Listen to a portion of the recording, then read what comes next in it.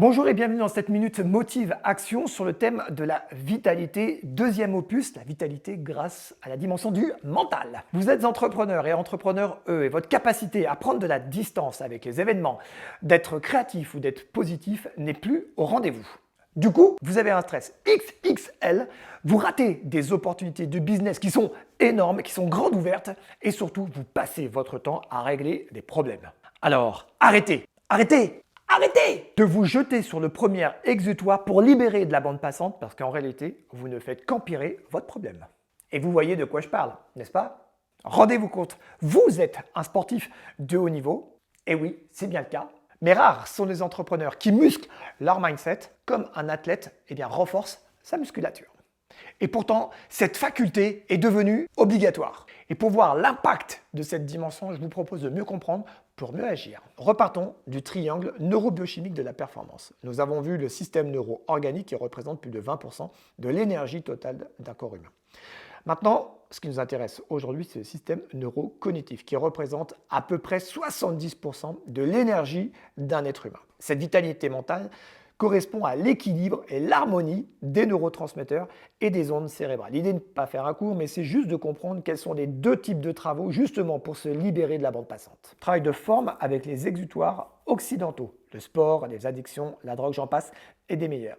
Travail de forme avec les exutoires dits orientaux, méditation, yoga, massage, respiration, etc. Et puis il y a le travail de fond, autrement dit notre capacité à reprogrammer nos pensées, à reprogrammer nos croyances. Pour bien comprendre la différence entre un travail de fond et un travail de forme, la question est la suivante. Pour récolter les plus beaux fruits de votre jardin mental, d'après vous, est-il préférable de miser ou d'investir sur la qualité d'un arrosage régulier ou d'investir sur la qualité de vos graines intérieures, autrement dit, de vos croyances? Je ne sais pas pour vous, mais pour moi, le choix est vite fait. Et si, pour se libérer de la bande passante et travailler sur le long terme, la solution était de travailler sur le fond et sur la forme.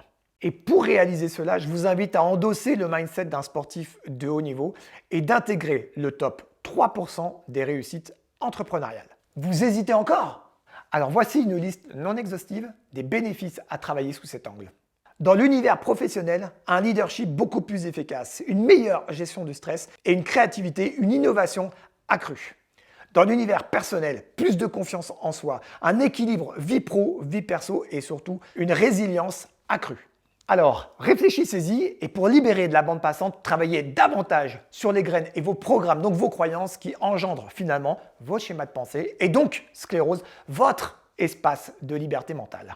Et arrêtez de faire comme 93% des gens qui ne travaillent et qui se libèrent uniquement de la charge mentale avec des exutoires de forme. Vous savez exactement ce que vous avez à faire pour libérer cet espace mental. Maintenant, vous pouvez avoir besoin de soutien. Si c'est le cas, rendez-vous tout de suite dans ma bio pour en savoir davantage.